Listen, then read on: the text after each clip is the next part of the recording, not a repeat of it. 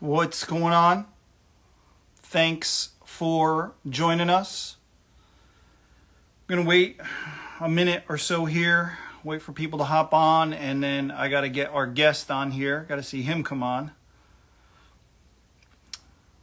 We'll have some pretty interesting stuff to show.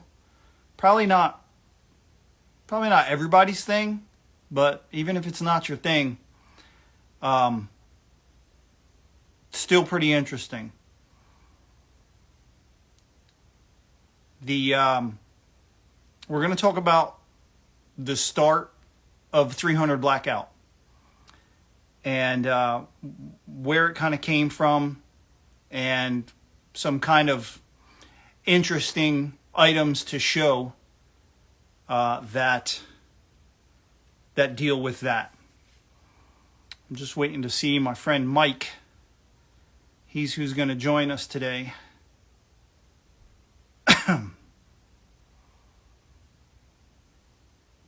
What's going on? Honky Kong. It's one of the better names.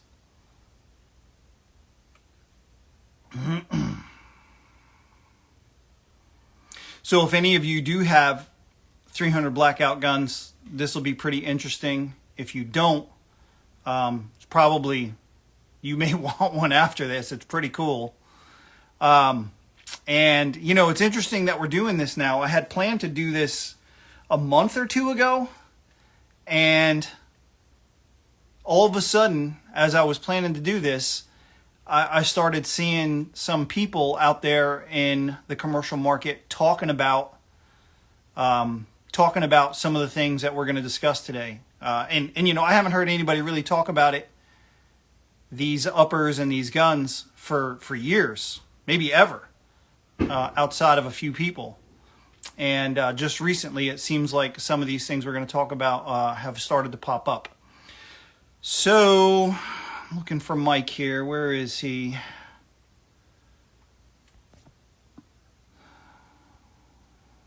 No.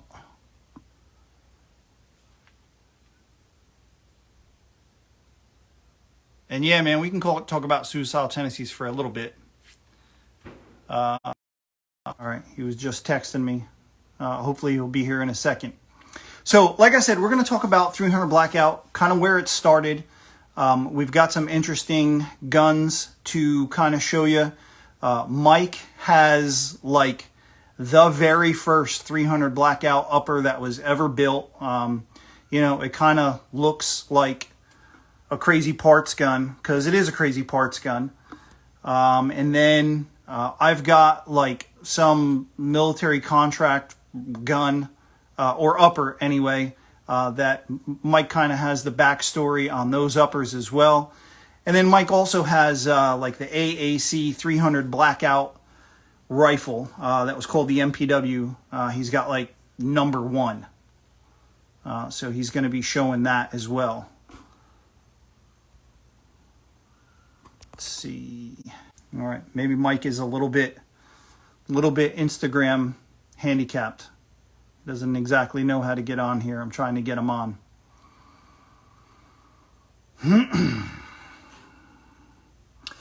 Mike is probably going to be doing most of the talking, so if you guys want to ask questions, I can kind of try and interject them here, and if I can't answer them, he probably can.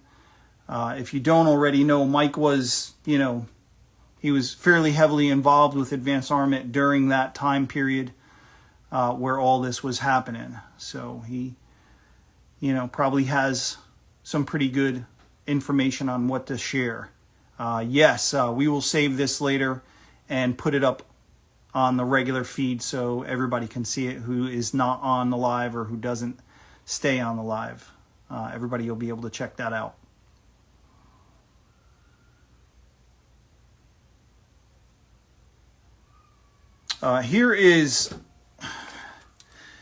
This is like that contract upper.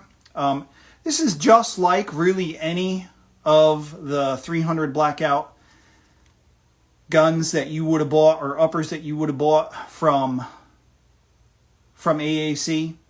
There's only really a couple different things about it that we'll go over that are different from standard ones.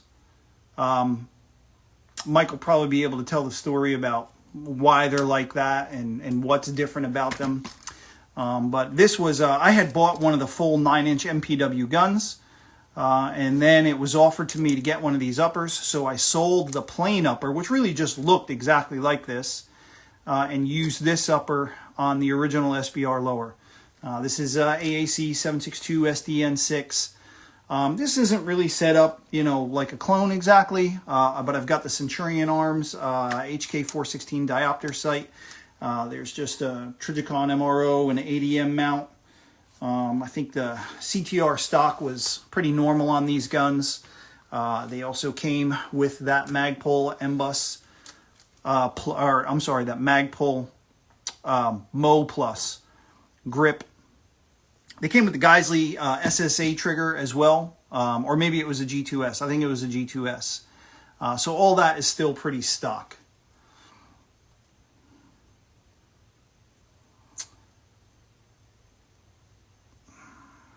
Come on, where's Mike?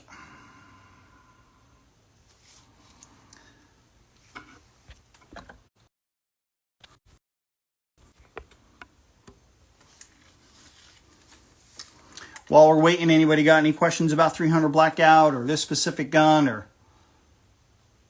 let me know. They're super quiet. If you don't have one, like, don't get a 300 Blackout if you're not going to get a silencer or suppressor for it. I mean, I shouldn't say don't get it, but it's, you know, that's really what these were made for. They are fun and how quiet they are when you're shooting subsonics in a 300 Blackout. The thread pitch, I don't know it offhand. Mike is going to have to answer that. He does.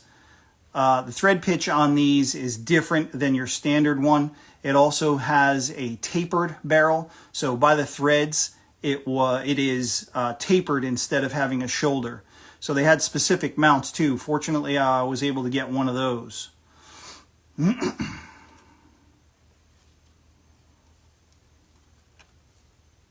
Man, get out there and shoot it. Snow Wolf, get out there, get a can, put it on there and shoot it. You're gonna love it. I don't shoot mine all the time either because 300 Blackout ammo is a little more pricey than 5.56 ammo. But man, every once in a while I get it out there and shoot it. I have I think one other 300 Blackout gun as well. I have the Noveske Ghetto Blaster with the Q Trash Panda on the end, and man, it's pretty cool. Yes, there are a lot of 9mm silencers you can use 300 Blackouts with. Some of them it's specified that you have to shoot subsonics, and then there's some other ones that you don't. Probably the most common can you'll see on 300 Blackout guns though will be any of the 30 cal cans or ones that you traditionally think were 308.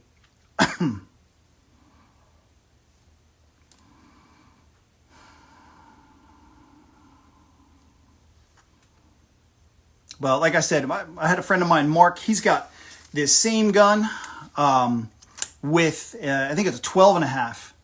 And man, it is really quiet. And he shot it out to 200 yards at a match. And man, I don't think he missed. And it wasn't a huge target either. So that was pretty cool. And yeah, man, that Surefire 300 SPS, I don't know if it's still the case. I don't really keep up with this. But at least at one time, that was like the quietest 300 Blackout silencer on the market. It was, you can shoot any kind of 30 cal or below through it, but it was designed to be 300 Blackout specific. You know, I don't really know the optimum barrel length of 300 Blackout anymore. I know when it was developed, it was like designed so that subsonic ammo would have full powder burn. All right, here's Mike, within a 9-inch barrel. Let me see. All right. I think you can just try and hit that. Here we go. Testing. Yeah. 1, 2. Yeah, there we go. Right on. All right. hey, Mike, thanks for coming. Cool. We've talked. I started talking a little bit about what we're going to talk about. We started like maybe start talking about like where 300 Blackout came from. Like, why did we start doing this, and what were the goals, and how did that go? And about, if you remember, what time frame was this? What year was this? So I'm gonna say, man, I should look this up, but well, hold on. Actually, I have something to aid me here. Sorry to put you on the spot. No. I want to tell you right, because, okay, so I want to say in the spring of 09, 2010, right in there, I was walking down the hall at AAC, and Robert Silvers threw a cartridge at me. I was like, that looks funny. And he's like, yeah, it's 300 Blackout. I was like, what is this? And, you know, I worked there. You know, there's a small company. There's only 10 of us or so. And he said, yeah, you know, and we all know what 300 Whisper is. I mean, being silencer guys, you're going to know what 300 Whisper is. He said, yeah, but we're gonna standardize it and make it actually work. And, you know, this was right when the Remington merger had happened, or right before. We were on the cusp of it kind of all happening together. And so that gave us, when Remington was involved, that gave us resources to be able to do the ammo and the guns, which you really needed, because the problem with 300 Whisper, you know, prior to 300 Blackout was, yeah, you can load it and you can get your gun to work with your ammo, but if you buy ammo that's to different pressures than your gun is gassed for, that doesn't work. And so why did it start? Well, we were doing a lot of stuff with the military, and the Navy had a contract out where they were using, they wanted a subsonic gun to defend a perimeter, but they wanted rifle. They didn't want to do like 9mm sub gun stuff with the silencer, because they had like MP5 SDs and stuff, but they wanted more lethality. So they put it out, and they had an issue where they were buying small amounts of guns from J.D. Jones and 300 Whisper guys, and they would work. So he'd ship them, you know, several thousand rounds of ammo and 10 guns, and one or two of them wouldn't work, but 7 or 8 of them would, and they test them, and okay, cool, and they could make that work. But then when they would order 200 guns, one, he couldn't make a super ton of ammo that was reliable, and then half the guns wouldn't work. So it was just, it was small batch. He could send them 5 guns that work 100%, and not have no issues and get through a test. But, you know, when you've got to put it out in the field and the guys got to use it, they wanted something more reliable. We had good relationship with them from the SCAR contract and the 416 can and other stuff, over the beach stuff that we've done with them. Mark 25 handgun silencer. So we had good relationship with those guys. I say we, I mean, really it was Kevin doing a lot of heavy lifting there. And so they said, hey, can you make this work? And we took it on. And once we made it standardized, this is what 300 Blackout is. We later found out that there were generations to 300 Whisper guns. You know, which chamber did your gun have? Because he changed it along the way, and since it was his own and proprietary, it could be whatever he wanted. So you know, that guys were buying ammo that from him, but then the new ammo doesn't work in the old gun, and there was all these problems.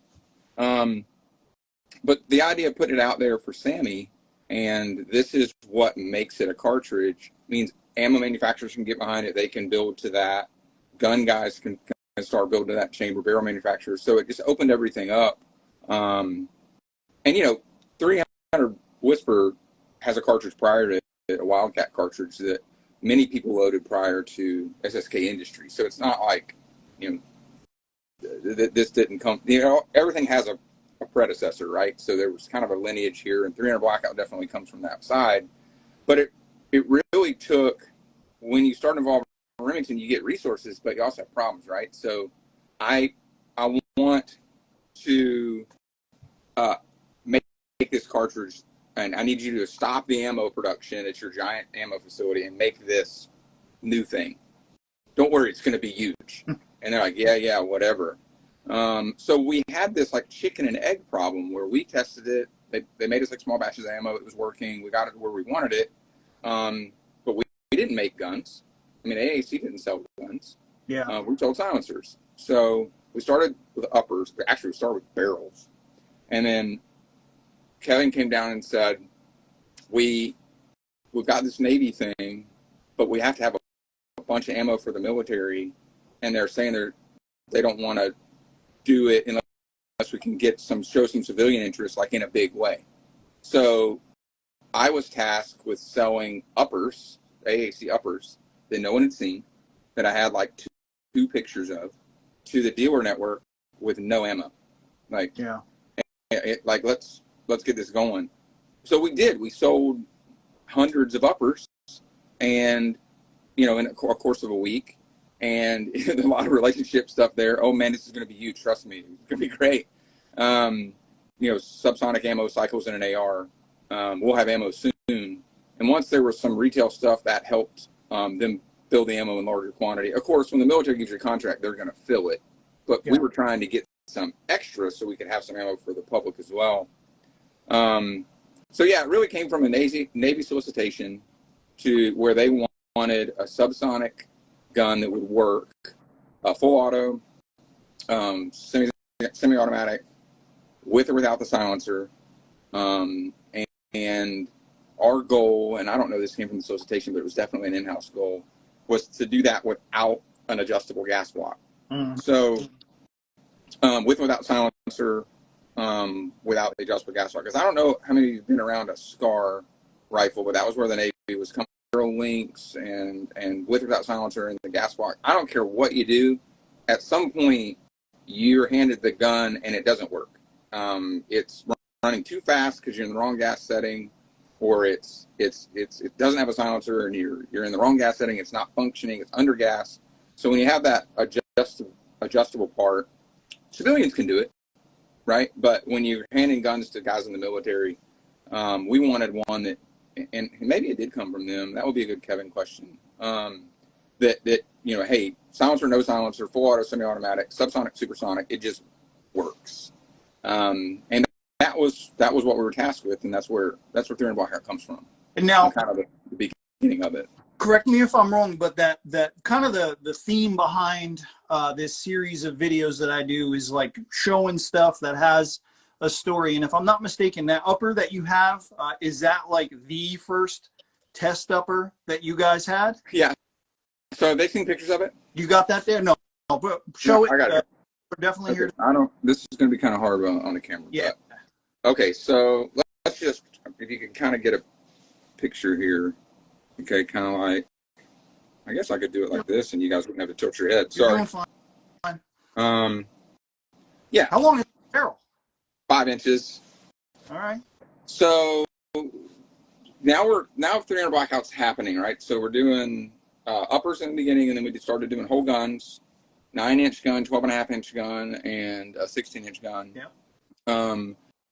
And we were having some success in that. Obviously, being the people that made the cartridge kind of come around. So the guns were doing well, and the military. SOCOM put out a solicitation for a very, so the way the military does it is like, they don't say what they want, but they give you parameters. So it was a compact assault rifle, so machine gun, that had to have a silencer, because it didn't have to have a silencer, but it had a dB requirement. So when you read the requirement, it needs a silencer to meet the need. But it had an overall length restriction. So when you looked at it, it's like, how do you get an AR with a recoil system with the buffer tube, with receiver extension? How do you get an AR to that length and this dB? Like, how would we do this? And basically they're telling industry, figure it out. Like, we have an operational need, figure out how to do that. And so one of the great things about Kevin is he's a real gun guy, so he has a huge reference collection. So we were able to look at the port firing weapon, which you don't know what a port firing weapon is. It's an M16 that you jam through the back door of a Bradley, and it screws into the door. And you look through the window, there's no sights or anything. You look through the window and you pull the trigger and you put regular mags in it. But since you're not putting it on your shoulder and it's screwed into the door, you don't need to shoulder fire it. But it has this little buffer tube that's about this long, and it has a real shortened carrier. And so because of that, it has a super high cyclic rate because there's not a lot of mass in the carrier because it's small. But when you're trying to get people away from the Bradley really quickly, like that cyclic rate's an advantage, as long as the mag can keep up. So we thought, well, what about a gun like this? And this is where the Honey Badger comes from. Q still sells a Honey Badger. It still has an inspired recoil system from that port firing weapon. And it makes the stock shorter because you can go to the rails on the outside and like all the things that we ended up doing at AAC. And so then now you got the back of the gun as short as you can and still be an AR. Mm-hmm. And then, okay, we need the front to be short. Well, we were already doing 9-inch 300 blackout guns. And it's funny, like it's still not my 9-inch 300 blackout gun is still one of my favorite guns because it is that perfect size. It's super handy, even with a silencer. And subsonic is subsonic. So subsonic out of a 20-inch barrel is still 1,000 feet per second out of a 9-inch barrel. So as long as you have enough room to get the bullet up to 1,050 feet per second, you'll be subsonic. So it's a great subsonic platform. Supersonic, obviously, it's less velocity than a longer barrel. But when you have a cartridge, and again, this comes back to ammo, when the cartridge is designed to expand or come apart or do its terminal thing in the velocity envelope that you can achieve with 9 inches, then it's all you need. It's all the barrel you need if the cartridge will perform. So like if you put 308 M80 ball into a 300 blackout, yeah, it doesn't get up to velocity. It's not very lethal. Hog hunters use that, and it punches holes in them, goes out the other side, and keeps trucking because the bullet's just a ball bullet. It's not designed to perform at that lower velocity. It's supposed to be in a 308 cartridge with a lot more powder. So when we had the 9-inch gun, we had the ability to put the Barnes 110, which was a super awesome performing bullet, and start designing our own stuff or find stuff that was able to perform at low velocities for 308, which is perfect velocity for 300 blackouts. So we kind of started finding stuff in industry as well as making our own proprietary designs. And of course, when people started buying them, 300 blackout started taking off in a big way. That made it a lot easier for ammo manufacturers to design a bullet around the cartridge because they could do it. But anyway, the front being 9 inches was too long to meet this smaller requirement from SOCOM. So we wanted to go down to as short as we could get and still get the bullets to be lethal. Obviously this is a working gun, so we need it to function. This isn't like a range toy. So 5 inches is kind of the threshold. Well, we went to 5 inches. So we tested various things, and we were trying to stick to a carbine system because we knew it worked. And then we ended up going to a pistol, and it's like, well, how can we get the thing to cycle full auto with a 5-inch barrel? Because you got to remember, after the gas pour, you only got like 1.5 inches before, you're in the silencer. Now, it does have a silencer, provides back pressure, but does that work? And so this gun, and there would have been, 3 or 5 of these probably built up, and you can look at it. So like, this is built from the reject parts bin from the guns we were building. We were building uppers and guns, and when you laser in the wrong spot or you're testing the laser, you make these hiccups here, and like the other side is mismarked. And like when you first turn the laser on in a new program, like how hot does it have to be? You have to program it. So there's parts that kind of fall out that aren't ever going to be in production, but it's perfectly functional. It just doesn't look good. So that was kind of the reject bin. The guys in R&D took a Advanced Armament URX 2. No, it's a 3. And that we put on the 9-inch gun that had the little rail sections out in the front. Yep. And they just like bandsawed it off. And you can see like the lower rail is supposed to go, the screw's supposed to be way up here, but like we had to jam a screw through the wrong spot and it's all hanging out the side. So this But upper is not, I was mistaken. This upper isn't like the first 300 blackout test upper. This is like the first kind of to test the idea for the honey badger. yeah, so it's proof of concept. So we had 5-inch barrels that we had mocked up from, we had barrels from AAC, but we wanted to see, when the barrel gets shorter, you have less time for the bullet to reach velocity. So the bullet doesn't get as stable, so it doesn't spin it as fast. So you need to spin it faster in the short amount of time you have it. That's why like a snub nub revolver has a tighter twist rate than other revolvers, right? So this was the first 1 in 5 twist barrel that we got, or that batch. I don't know. There was, like I said, there was 3 to 5 of these built, and the idea was like, okay, let's see how it shoots for accuracy, rate of fire, function tests. And this was all just to proof of concept. Does this thing work? And we played with gas port size and gas block. This has a straight gas tube and a gas block that's pinned on with a roll pin, like AAC was doing. I remember that. Yeah. Well, early AAC guns just have a set screw. Yeah. But this one has a roll pin. Yeah. So the roll pin is a lot faster for production. So you nick the bottom of the barrel and you cut a hole, and then you just slide the gas tube on and put that spring-loaded cross key in the spiral pin, and it seats it and lines everything up. In the honey badger, because we need all the gas we can get, because again, it's just a short barrel application, there's a jam nut that holds the gas block on. So the jam nut's threaded 5H24 to hold the gas block in place. There's no set screw or anything. And the barrel's so short that the gas port size in the barrel is the size of the gas tube. So like the gas tube would just drop right in vertically. Yeah. Yeah. So the it's not like what you think about on an AR if you're used to them, like the gas port would be or the gas block would be this big and the gas port would be smaller, and kind of you could get it misaligned slightly and it would still get in the hole. No, this is the gas port is the size of the gas tube, and we need all of it to get back there and unlock that bolt. So very large gas ports. And then that was the thing. We were thinking, if this doesn't work, this is all honey badger predecessor stuff. If this doesn't work, then the R&D guys were going to have to go like shorter gas systems, like shorter than pistol, like way down. Because if you can't increase the size, you can't increase volume, you have to increase pressure. So they were going to have to go back further. But this actually did work, and was, again, one of the testimonials that worked. So that's why the muzzle, I told you that jam nut's 5H24. Yeah. That was what I was going to ask you about, to talk about the threads and the tapered barrel. Yeah.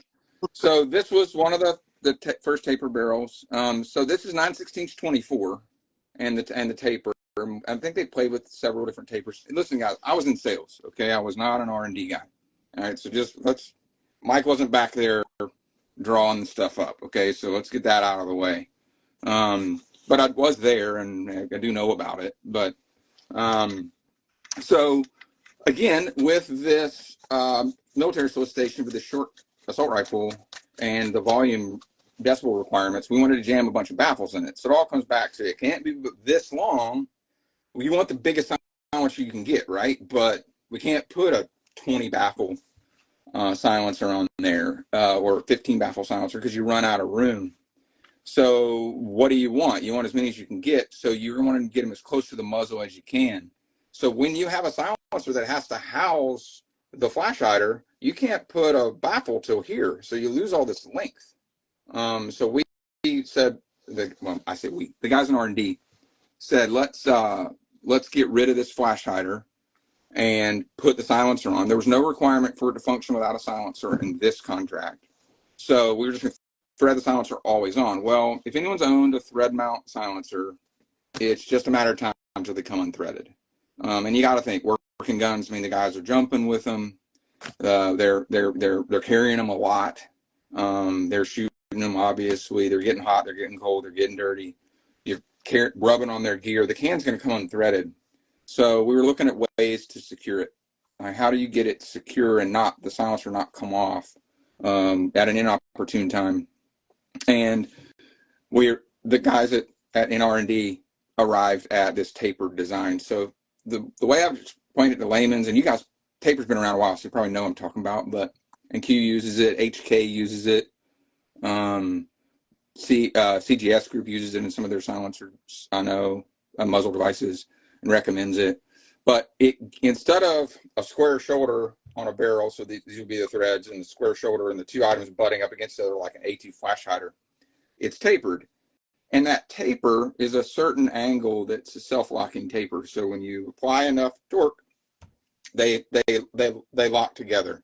So if anybody's ever tried to unstack a stack of like road cones, like you can't do it. Like, you pick one up and you get three. It's because, they're all shaped the same size, and if you push the first one down long enough, it's an interference fit. And if you think about it, your arm is a lever. So as you apply torque on the threads on the barrel, you can squeeze those two tapers together and like basically really strong do the road cone thing, but with metal. And so it doesn't come off. And we heat cycled it, got hot, got it cold, and that didn't change anything. So this to answer your question, this upper was one of the first 5-inch test mules before there was ever a honey badger. Before we didn't even have a honey badger stock when this was tested. So maybe we were drawing them or whatever, but that was the beginning of that. So ultimately, we go into the solicitation with several other people in the down select, and then in the long run, SIG wins it, that contract with an MCX, because they could have a bigger silencer because they don't have that recoil system of an AR, because it's not an AR. Okay. And then Kevin was at SIG at the time when they ended up winning. So the way the whole thing went. So, but yeah, this was the beginning. And of course, there's a million honey badgers out there now, and other short guns, and now, other people using tapers. The AAC gun number 1 that you have. Yep. Would that predate that upper then? Yeah. Okay. Yeah, I bet because this. How can I show you this? You guys see that serial number 1? I don't have, that's a little bit different logo than that's on mine. So here's what's neat. So, we were doing, the skull and cross rifle thing was AAC, and we were doing guns, we were doing ARs, and Remington, Big R Remington was anti skull and cross rifles on a assault rifle. I mean, I got to remember, they owned Bushmaster, and they were getting already some grief about their marketing and stuff. And we know now they ended up losing a lawsuit about it, which is ridiculous, but whatever. So at the time, this logo is called our corporate logo. We called it in-house our corporate logo. So it's like the end cap of a silencer. Yeah, the logo that's on mine looks like, the front end of a blackout, like a blackout flash hider. And that's the other one. So it was this and that. And we said, hey, we could do that. We could have dark. Yeah, I see it. Get that Yeah, one. I see it. All right. Yeah, and that's the end of the flash hider. So yeah, we ended up going that route.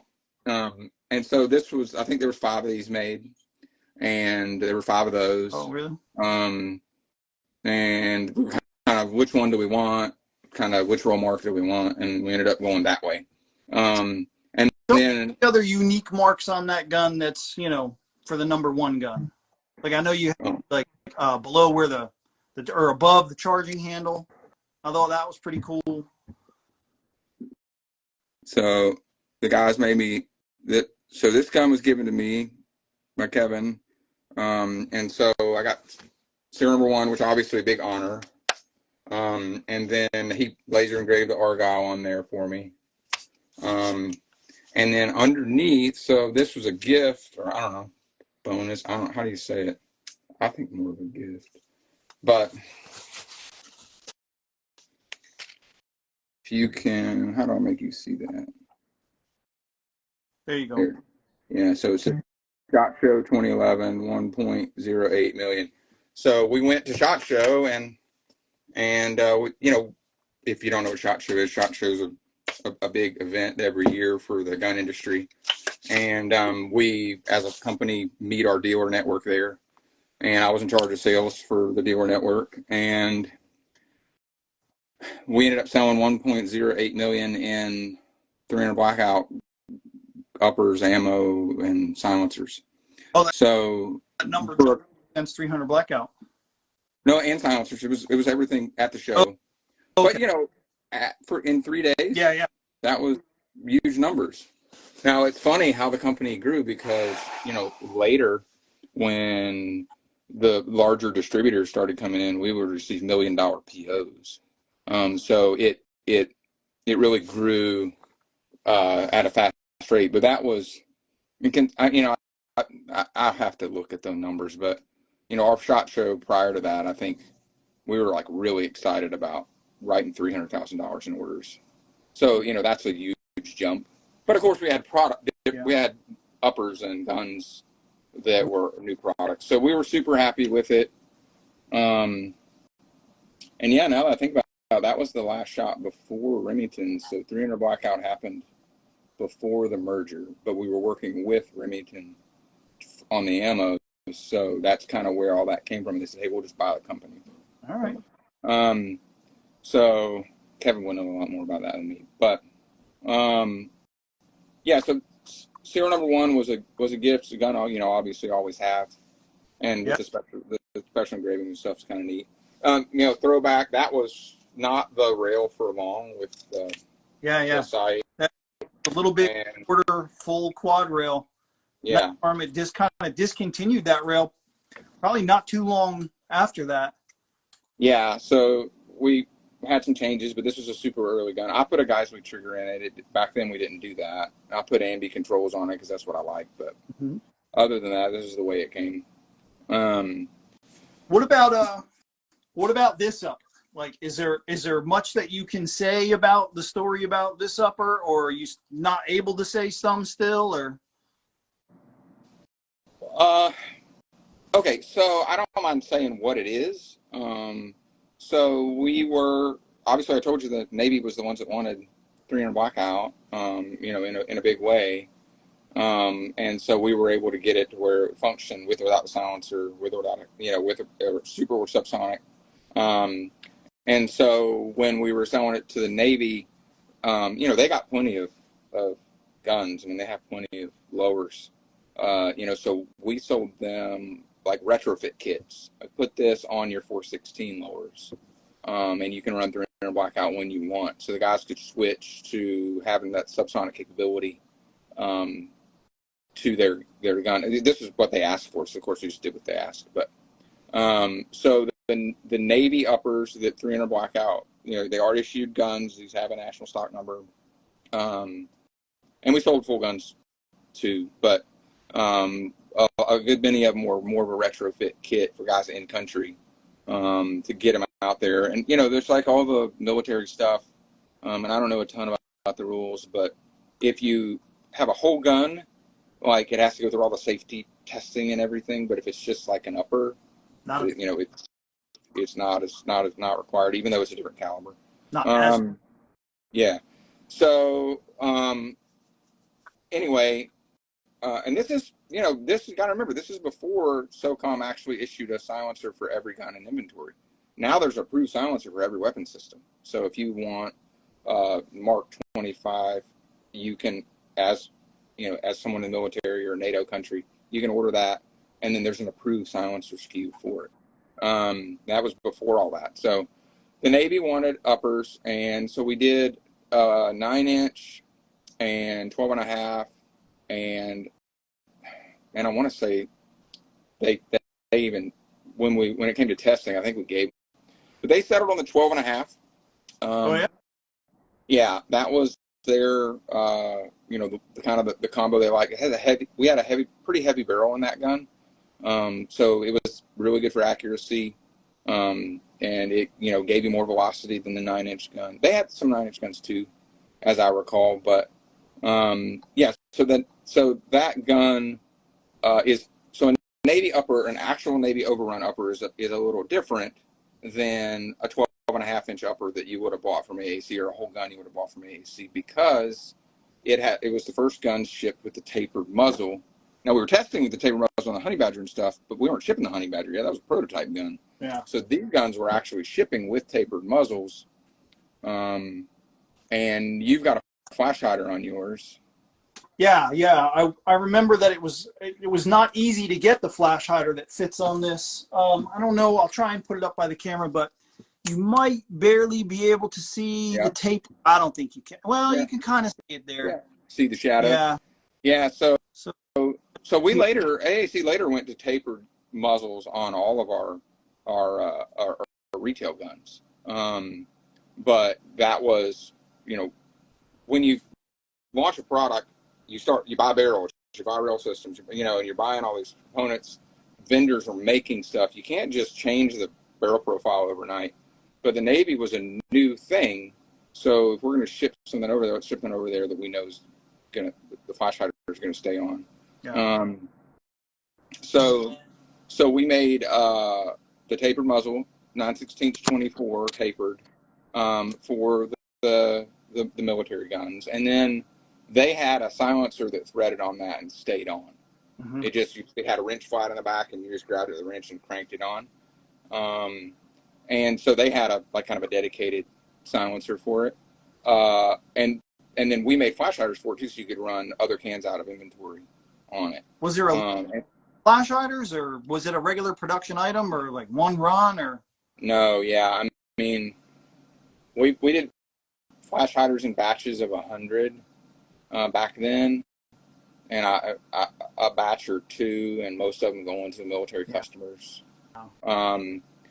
But you know, that was exciting. I mean, that was 300 Blackout getting out there and actually doing some real work before, you know, 300 Blackout was prevalent. I mean, it was just starting to take off on the retail side, and we were already doing military stuff. And then, is it true that some of them have like this? Well, let me see if I can just take this off altogether.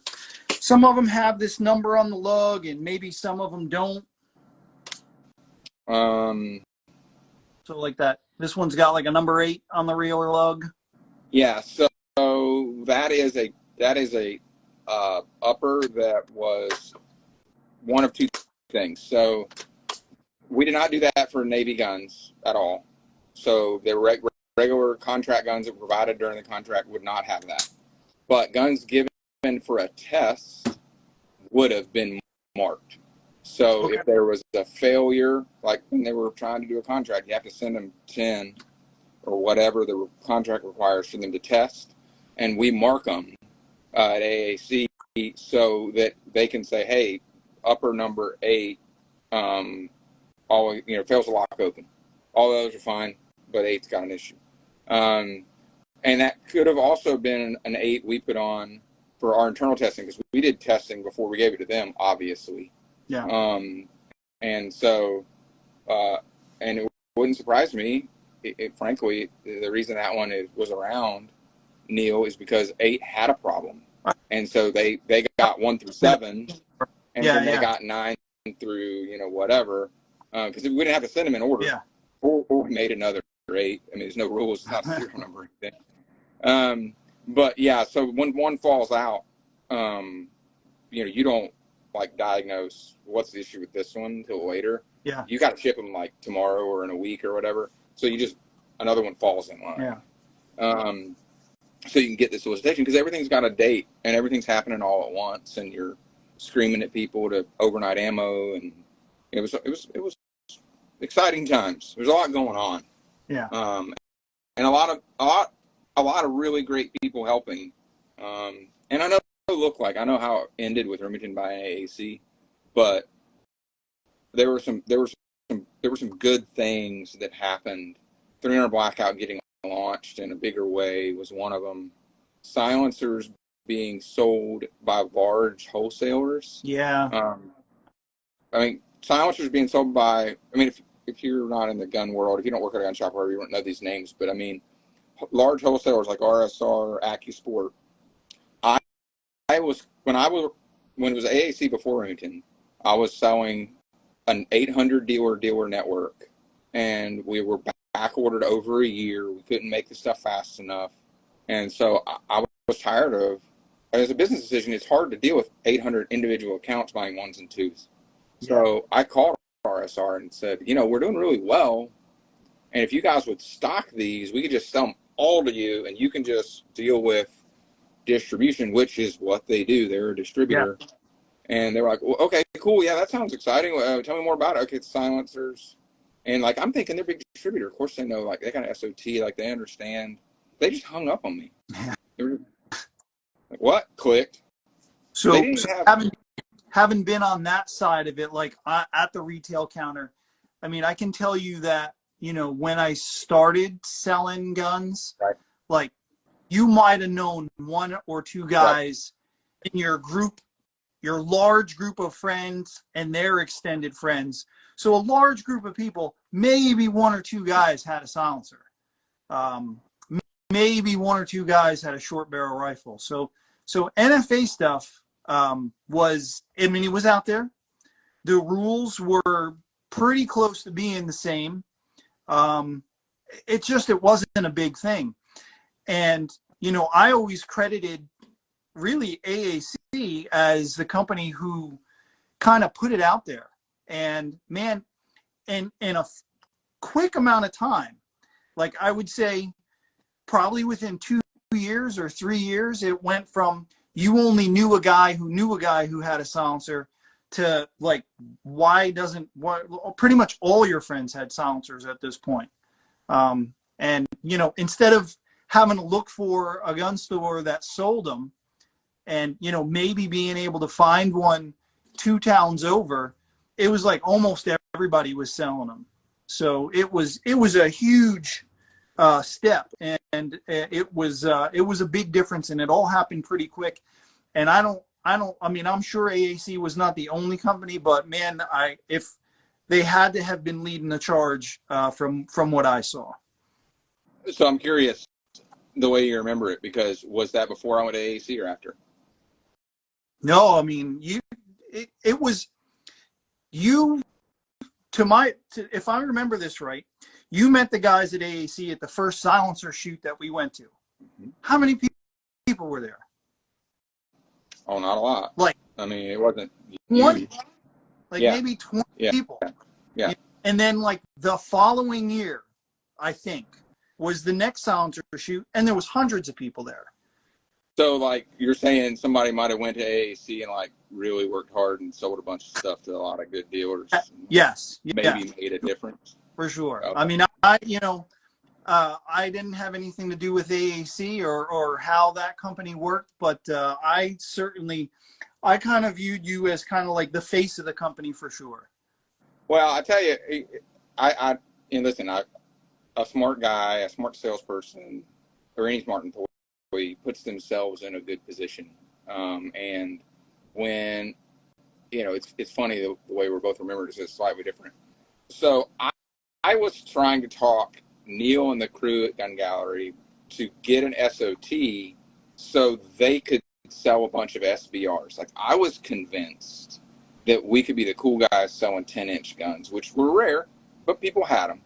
And like, I mean, just had to do the paperwork. I think of a deal, and they didn't have an SOT yet. But employees at Gun Gallery had SBRs, and I had some silencers in the mix. And I was working off the railroad, but working part-time at the Gun Gallery. I think really just for trade for gun stuff. I don't think like I ever got a paycheck. But the thing was, Neil had a guy that worked for him that like did a lot of shotgun stuff. Obviously, Neil had AR World covered. There was a couple of other guys doing kind of specialty niche stuff. And he's like, I don't really have an NFA guy if you want to try to figure that out. So I started researching, and of course I found Silencer Talk. And so I fell in with Silencer Talk, and Kevin was on Silencer Talk nonstop trying to spread the gospel about silencers. and they said there's going to be a silencer shoot. And I said, this is great. Let's go. So I went to the silencer shoot, and it's like, man, I think I want to be a part of this. And so it's funny. Kevin offered me a job. I didn't take it. And then Kevin called me back and said, what's wrong with you? People are dying to work here. Like, what's your problem? I was like, dude, I'm working at the railroad. Like, this is retirement. Like, I can stay here forever. I'll never forget it. Kevin said, nothing's forever. And like, you would think Kevin would have owned AAC forever. So look the way the thing went. But he was totally right. Nothing was forever. I got laid off that Christmas. And called him and said, man, you still serious? And he said, yeah. I said, I'm going to pack my stuff and come tonight. And I literally drove through the night.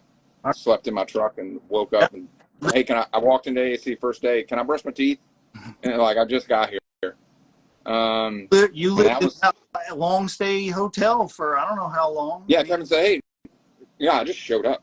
Yeah. So Kevin's like, we'll put you in a hotel until you can find you an apartment or whatever. And after 2 months, Kevin's like, I'm done paying for your rent, man. Like, figure something out. And I said, I'm staying. It was $125 a week. That covered high-speed internet and cable, and electricity.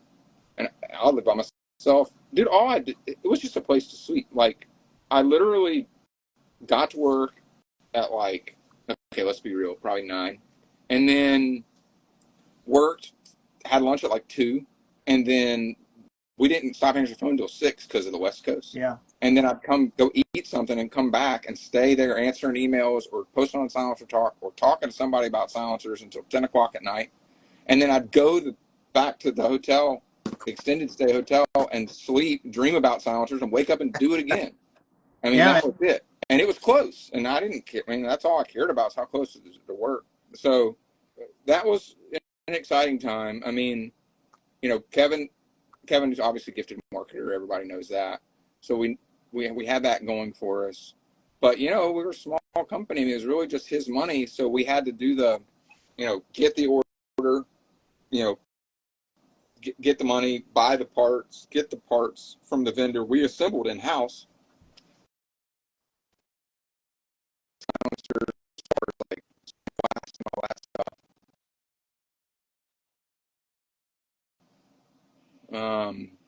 And get them made, painted, and shipped. And I was writing an order in the front of the office, and it would ship in a year. Like, that's how long it took to get them. But it was so funny because we were selling like 10 at a time, and then you would basically a dealer would say, I've got 10 coming, and they just pre-sell all their 10, and then they call back and go, I need another 10. Like, well, you're still 6 months out. Well, I got more guys waiting. So, but when we got the capital from Remington, that big infusion is when we could really make a ton of stuff, really ship it. And that's why Two-Step, where I went from them hanging up on me at distribution to the guy that I worked with at Remington, my new Remington boss, sent an email, hey, let's schedule some time with Mike. Mike's going to come and see you. To walk in their office and like literally I had a PowerPoint presentation I did on this is how you get an SOT, and this is what the National Firearms Act is, and this is what it means to be compliant, and I'll fill it out for you. Like, let's go. And they were ready to sell silencers like right away. And so, yeah, it really took off. Obviously, the trust thing was around, but people didn't understand it. So the big thing on Silencer Talk was getting that word out. Like, you can do it, trust. Yep. And people understanding what that meant and how that works, and is the game. Because back then, and if you're new to silencers, you had to ask for permission from law enforcement. You had to get a sign off. Now it's just a notification. But back then, some precincts wouldn't sign off on silencers; they just wouldn't do it. Which, of course, is a big abuse of the Second Amendment, but that's the way it was. So the trust didn't require that. So it was guys were able to get in precincts that, law enforcement wasn't as supportive for whatever reason. Our city. Yeah. I mean, and parts of Texas weren't signing, and like, they're very pro Second Amendment. It was like, I'm not signing it. And the ATF says, I want to prove it unless it's signed. Later, they changed that rule, because it is an ATF rule, to just notifications. You just send them a letter, hey, I bought a silencer, here's the information. So it's just an LE notification. So Man, anyway, probably we're probably getting to the time limit. It's probably going to shut off in a second. okay. But anything you want to get in quick before it ends? Somebody asked the question. We didn't. What if an upper says an EIN number? What is that? EIN number, an identification number for a company. So it shouldn't have an EIN number on it. An upper should have a NSN number. Or it'd be a national stock number. Okay. For some military stuff, will have that. Okay. But I want to say that I went to AAC, and I do think AAC did a lot. I was a part of that, obviously, but not the only guy there, clearly. But we were able to make a difference. Yeah. For change kind of what was being sold in gun shops, and people have more access to their rights to own silencers, and a 300 Blackout obviously being a big deal for the gun community as well, and giving us another cartridge that we can do, and access to subsonic and all the things that it does. But what I want to say is I couldn't have done any of that without being a kid at a gun shop that Neil took under his wing and said, yeah, man, I'll show you about these AR things. Yeah, man. And, the ability to just, see different configurations, understand, what's available, what's out there, be kind of in the know, what was current. And obviously the marketplace changes, but yeah, man. 20 so, years here, but we're still doing it. Yeah. And then, it turns into, because Neil's saying, hey, we need a silencer guy, go learn about silencers so you can help us on the sales counter. I'm able to befriend the owner of the largest silencer company in the country, and then end up working there. And all this other stuff happens. So yeah, I'm just grateful to be there in the right place. Oh, I see what he's saying. He just says EIN. Don't know why it says EIN on it if it's an AAC upper. If it's a gun located in Georgia, or you bought from someone who got it from Georgia, when we had like this test upper that I have, I bought that at an employee auction, like once a year or whatever. We'd have parts bin stuff, failed parts, or we don't want to throw it away, but it's not for public consumption, or overrun parts or that type of stuff, and employees could buy it. So sometimes there's some weird laser markings that came out of like employee guns, one-off stuff. But yeah, EIN wasn't something that was on a normal upper. Yeah, I think he said that he had one of the uppers with the tapered barrel, and it said number 10 on the bottom, and he says it's EIN as well. Yeah, if it's got something on the lug, it would have been a gun from solicitation, submitted for testing, and more than likely that did come from an employee gun. Or I'd have to defer to some of the guys in R&D, but to my knowledge, we did not laser all of their uppers with a number. That was something we did to keep track of stuff. Yeah, the second one, when I got this 9-inch upper, there was also a 12.5-inch, and that 12.5-inch did not have the number on it, but it did have the taper barrel. Mm-hmm. I've been meaning to mention, it's surprising to me, the 9-inch gun and the 12.5 gun next to one another. The 12.5-inch gun is noticeably quieter. I wouldn't have thought that 3 inches would have made as big a difference. I mean, it's not massive, but it's enough to notice, and it's enough to notice and say, man, that's a lot quieter. It's the dwell time. So the time in front of between the gas port and the muzzle. Mm-hmm. So if you think about our 9-inch gun, you pass by the gas port, you don't have much longer before you're letting all that propellant gas out of the barrel into the silencer or into the atmosphere. So you're taking the plug out of the bottom of the bathtub, and all the water's leaving, and all the propellant gases are leaving. But before that happens, before the bullet exits the barrel, we have to have the bolt fully rotate to unlock. Because if it only rotates halfway, it don't cycle. Cycle. Once the pressure's gone, the pressure's gone. So The 9-inch has a very large gas port because it needs to unlock that thing before the, and it has to do that on sub and super. So super is easy because it's pretty high pressure. Sub, it's not as high pressure, and you can't raise the pressure of the ammo, because if you raise the pressure of the ammo, it'll be supersonic ammo. Yeah. So you have subsonic ammo, so you have a very large gas port because you need to get it unlocked in a short amount of time. 12.5-inch gun, different ball game, because when you pass by that front gas port, you've got another 3 inches before you, or more, before the bullet leaves. So that dwell time where the gas system is charged, to unlock the bullet, is there's not as much, it's not as urgent. So we can do it softer. And guess what? If you do the gun is quietest when the bolt barely unlocks before the bullet leaves, because then it all goes through the silencer. But on a 9-inch gun, when you unlock the bolt early, as early as you can, because of this small system, a lot of gas, so the bolt starts coming to the rear. It hasn't had time to go through the maze of the baffles of the silencer, because silencer have back pressure. So it comes out the ejection port. Yeah. And there's no baffles by the ejection port. So you get port noise, which all semi-auto guns have, but on a gun with a silencer. And a 7.62 SDN6, great can, but it is high back pressure. Yeah. So it's better than some cans, and at the time it's probably one of the better ones, but there's better stuff now for back pressure.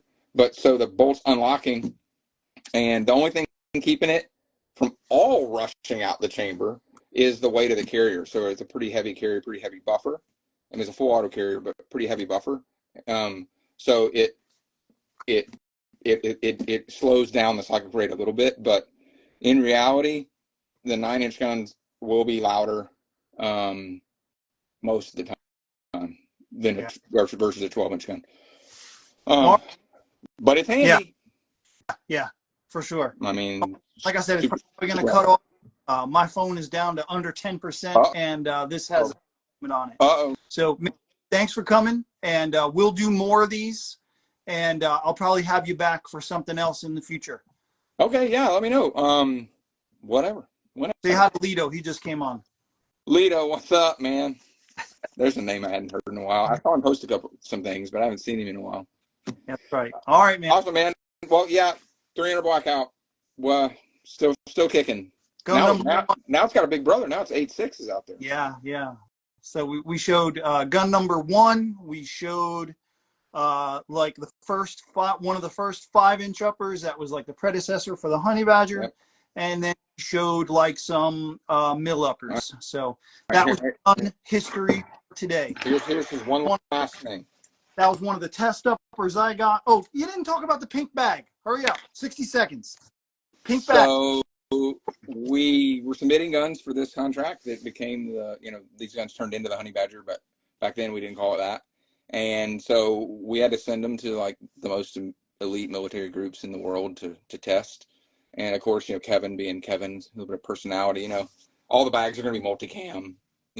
Everybody's sending a case to get the bag and their gun in it. And so, at the tests, when they're on the range, what do you want? You want it to stand out. So he did bright pink bags. So this was the bag the Honey Badger was submitted to the military in, which of course, it wasn't going to be operational. So what's it matter what color it is? But on the range, you knew which ones was Kevin's guns because they had the pink bag. So I have a couple of these bags, and I kind of cherish them because there was a pretty limited run. All right, man. Anyway, thanks for I'll coming. see you guys around. Oh, yeah, absolutely. Thanks. We'll talk later. Thanks for everybody stopping All by. Right, sweet. Thanks. See you. What's going on?